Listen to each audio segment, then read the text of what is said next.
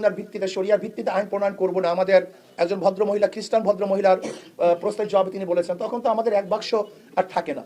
কারণ আমাদের এক বাক্স নীতিটা ছিল ইসলামের পক্ষে একটা বাক্স, এর জন্য এখন ইসলামের পক্ষে হাত পাকার বাক্স আছে।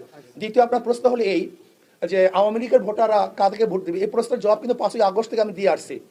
আমি বারবার বলেছি আওয়ামী লীগ যারা করে, আওয়ামী লীগ করার কারণে আপনার দেশের নাগরিকত্ব বাতিল করেননি, সরকার তো দেশের নাগরিকত্ব বাতিল করেনি, সে দলকে সে ব্যক্তি করছে, সরকার কি করছে, দল অবৈধ ঘোষণা করছে বা দল এখন কার্যক্রম বন্ধ করছে, নিষেধাজ্ঞা জারি করছে, কিন্তু তাদের তো নাগরিকত্ব বাতিল করেনি।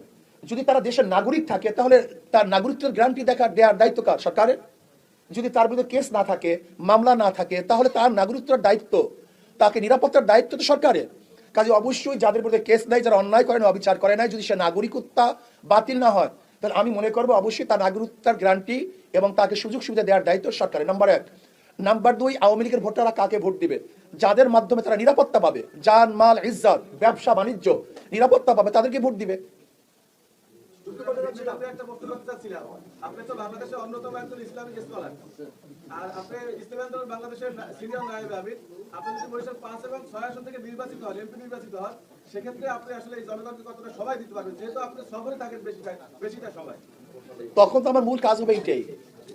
এখন যেরকম আমার মূল কাজ সফর, তখন তো মূল কাজ আমার এইটাই হবে। আপনি যদি নির্বাচিত হন তাহলে দেশের নারী এবং পিছিয়ে পড়া জনগোষ্ঠীর জন্য কি করবেন? আর গণমাধ্যমের সাথে আপনার একটা ভালো সম্পর্ক রয়েছে, গণমাধ্যমের দীর্ঘদিনের একটা দাবি রয়েছে সাংবাদিক সুরক্ষা, সেই সুরক্ষা আইনটিকে আপনাদের দল যদি ক্ষমতায় আসে তাহলে আপনারা বাস্তবায়ন করবেন কিনা?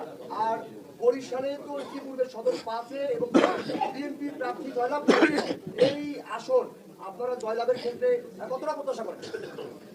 দেখেন, একটা হলো সুরক্ষা, আমরা শুধু সাংবাদিকদের নয়, বাংলাদেশের প্রত্যেকটা নাগরিককে সুরক্ষার ব্যবস্থা করব ইনশাআল্লাহ। প্রত্যেকটা নাগরিকের সুরক্ষা কিভাবে দিতে হয় সেই ব্যবস্থা আমরা করব।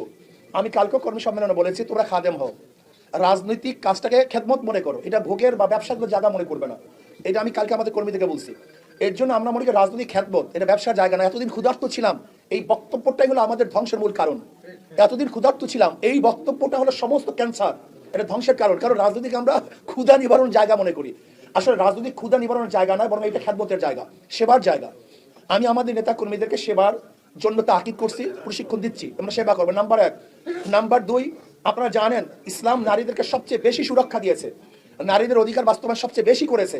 কিন্তু ব্রিটিশ এবং পাশ্চাত্যদের যে নিয়ম যে কানুন, তাতে আমাদের নারীদেরকে সুরক্ষা করতে পারে নাই, বরং আমার নারীরা সবচেয়ে বেশি ধর্ষিতা হচ্ছে, ইফতিজিনের শিকার হচ্ছে।